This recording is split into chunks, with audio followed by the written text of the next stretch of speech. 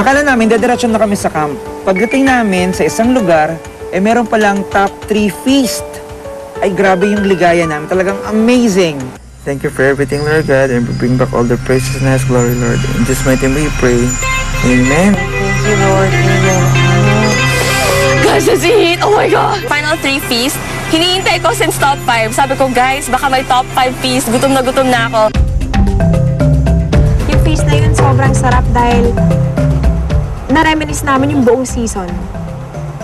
Nandun yung immunity necklace gawa sa fruits. Congratulations! You win immunity. Ang sarap! Nandun yung snake bite ko. Yan o, tignan mo yung yung nanalo, yung loved ones. Oo. Wow! Ang galing, nanalo kami. Oh, sayang. Yung balancing. I love you po. I love you po. love Kami you ni po. Arnie. Lahat tayo. Okay, Lara's gonna go down. Ladder. May love me po kung saan napakita ko na kaya kong talunin si Arnie.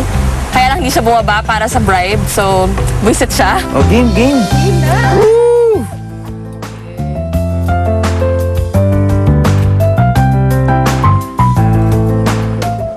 Guys, let's make a toast. Grabe. For making this far. Top 3! Yes, top 3, baby! Cheers! Woo! At ako, ganun din. Talaga masaya. Wala kang makikita na parang may tensyon o ano. Kasi nandito na kami sa level na to, top 3. Para naman atraso rin sa akin si Casey. Kaya nga diba kung si Casey natira doon, ang plano talaga natin si Casey ang ipapuntong. Naawa lang ako sa kanya na pinagkaisahan siya or yun nga, parang hindi naman sa iyo kung maniwala sa Hindi, wala ba katotohanan kahit ko pinapikit niya yung mga ibang lalaki dyan. Dahil iba-iba na yung mga sinasabi nila, feeling ko, okay, guilty kaming lahat dun sa nangyari na kasama na namin ngayon si Casey, na-vote out siya. Hindi ko alam sa kanila eh. Si Arda magkwento sa'yo. Yung sa decision na yun, parang wala akong makitang mastermind eh. Para sa akin lahat kami, guilty. Walang inosente, parang ganun. Kahit nasabihin ko na wala namang atraso sa akin si Casey, pero guilty pa rin ako. Ang sabi ng Art kanina, nagising siya tapos patulog niya siya. Plastikan pa rin sila kagabi. Naman sa akin si Art. Kasi meron na pinag-uusapan niya si John, nagkamali ng dinig kung sino kaninong pangalan na kung sino nagsabi ng mga ganun. So may nagkamali si John. Pero So hindi si Casey may kasalanan. I felt bad na ginawa nila yung nangyari kay Casey. Kasi sayang eh, pinagtrabahuhan din niya yun eh. Mahirap din eh. Maraming nalungkot, maraming nagsisi sa ginawa nila. Pero nangyari na eh, ganoon talaga eh. hindi ako mag-i-influence o magkakampiyon kami naman sa inyo kung sino ang gusto niyong iboto. Respetuhin ko yun.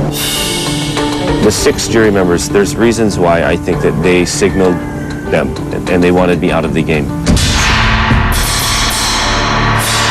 May is also may konting anger to me because once she found out na pwede siyang manalo, like she was a threat to win, and then she said I took that from her, then she felt a little bad. He felt really bad and parang bakit nga ganon, ba't nangyari yun? Sabi ko, yeah, I'm sorry, sabi ko, I really had a part in it also. I mean, we all had a part in it. It was really unfair. It was really unfair for Casey. It was unfair for the show. And, you know, it's not how survivors played eh. But, ayoko na sabihin kung kanino nang galing. But the reality is, we all wanted him out that night. Tama na yung mga nagsisinungaling dyan. The blame game. And I know how it feels because when I first came, I was the one who was getting blamed. He is a great competitor. He is my greatest adversary. If ever there was one person in this game who I consider to be equal or even better in my performance, it would be Casey. To see him in the jury house was quite sad. but at the same time, well, you gotta take what you get. This is the story of an angry jury member in the stupid jury house. His name is Casey. He's angry. He's hungry. He has a car, but no 3 million pesos. Susunod sa Survivor Philippines. Ito na yung oras na kailangan nyo mag-goodbye sa camp ninyo. Susunugin natin yung camp as a tradition for Survivor. Ang apoy ay simbolo ng buhay sa isla, pero ito rin ang simbolo ng pamamaalam ninyo.